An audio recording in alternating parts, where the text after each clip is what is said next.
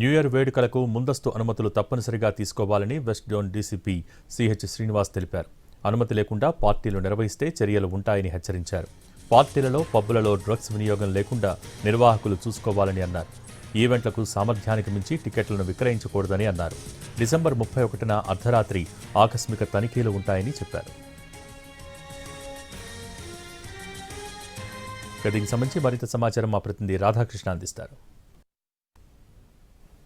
New year పార్టీలకు ఒకవైపు event ఆర్గనైజర్లు, పబ్బులు, క్లబ్బులు ఒకవైపు అరేంజ్మెంట్ చేస్తుంటే మరొక వైపు ప్రశాంతంగా న్యూ ఇయర్ సాగేలాగా హైదరాబాద్ పోలీసులు పూర్తిస్థాయి ఏర్పాట్లు ఒకవైపు చేస్తున్నారు. అసలు 31st నైట్ ఆంక్షలు ఏ విధంగా ఉండబోతున్నాయి, ఎలాంటి బందోబస్తు, డ్రంక్ అండ్ డ్రైవ్ ఏంటి, ఈవెంట్లకు సంబంధించిన పరిస్థితి ఏంటి, వీటికి సంబంధించి మనతో మాట్లాడడానికి వెస్ట్ జోన్ డీసీపీ శ్రీనివాస్ ప్రస్తుతం మనతో పాటు ఉన్నారు. సార్, 31st నైట్ కి ఏంటి, ఎలాంటి యాక్షన్స్ ఉండబోతున్నాయి, ఈవెంట్స్ కి సంబంధించి ఏంటి?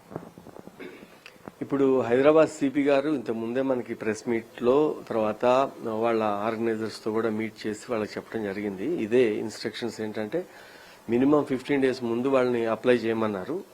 దీంతో అప్లికేషన్ ముందు సఫిషియెంట్ టైం ఉంటే ఫీల్డ్ ఆఫీసర్స్ అక్కడికి వెళ్ళటం, తర్వాత అక్కడ కావాల్సిన ఏర్పాట్లు సఫిషియెంట్ ఉన్నాయా లేవా చూసుకోవటం, వాళ్ళకి గైడ్ చేయటం, ఏదైనా ఉంటే షార్ట్ ఫాల్ ఉంటే ముందే చెప్పి కరెక్ట్ గా చేయొచ్చు అనేది ఒకటి, వాళ్ళు రెక్టిఫై కూడా చేసుకుంటే పర్మిషన్ ఇచ్చి అందరికీ ఫెసిలిటేట్ చేయాలనే దాని ఉద్దేశం. లాస్ట్ మినిట్ లో ఇస్తే అది ఒక రిజెక్ట్ చేయటం అనేది ఒకటే ఎజెండా మాది కాదు కాబట్టి అందరికీ అది 15 days ముందు పెట్టమన్నారు. మన దగ్గర వెస్ట్ జోన్ లో ఇప్పుడు 40 పబ్స్ ఉన్నాయి, స్టార్ హోటల్స్ అన్ని ఉన్నాయి.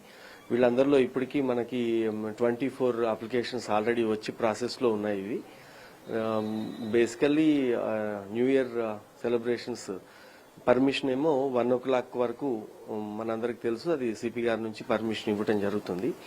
అయితే టికెటెడ్ ఈవెంట్ ఉన్నా, నాన్ టికెటెడ్ ఈవెంట్ ఉన్నా కూడా వీళ్ళు పర్మిషన్ పెట్టాలి. అప్పుడు మాత్రమే పోలీస్ అరేంజ్మెంట్స్ కానీ పబ్లిక్ సేఫ్టీకి ఇబ్బంది లేకుండా, ట్రాఫిక్ అంతరాయం లేకుండా కావాల్సిన అరేంజ్మెంట్స్ పోలీస్ చేయగలుగుతుంది. కాబట్టి అందరూ అప్లికేషన్ పెట్టాలి. ఫస్ట్ ఇది 1 o'clock వరకు మనము ఇది ఇక్కడ పర్మిషన్ ఇవ్వటం జరుగుతుంది. దాంట్లో అవుట్ సైడ్ ఏదైతే సౌండ్ సిస్టమ్స్ ఏదైతే ప్లే చేస్తారో వాళ్ళు 100% 10 o'clock ఆ సౌండ్ సిస్టమ్స్ క్లోజ్ చేయాల్సి ఉంటుంది. ఎందుకు అంటే అది ఓపెన్ గ్రౌండ్ లో పెట్టినప్పుడు అది పక్క రెసిడెంట్స్ కి తర్వాత పబ్లిక్ కి ఇబ్బంది అవుతుంది కాబట్టి. అదే 4 walls లోపల విత్ ఇన్ దీంట్లో మనం గనక ఒక స్ట్రక్చర్ లోపల గనక అది జరిగితే 1 o'clock వరకు సౌండ్ పెట్టుకోవచ్చు. బట్ 45 decibels మాత్రమే ఉండాలా.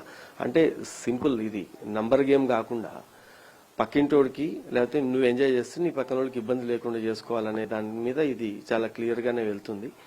తర్వాత పార్కింగ్ కూడా ఏదైతే పబ్స్ ఉండనియండి, హోటల్ ఉండనియండి, వాళ్ళకి ఎంత పార్కింగ్ అవైలబుల్ ఉందో అంతే పార్కింగ్ చేయాలి తప్ప మేము మొత్తం బిజినెస్ మేము చేసుకుంటాం, రోడ్డు మీద కూడా పెట్టుకోవచ్చు అంటే కఠినంగానే వ్యవహరించడం జరుగుతుంది.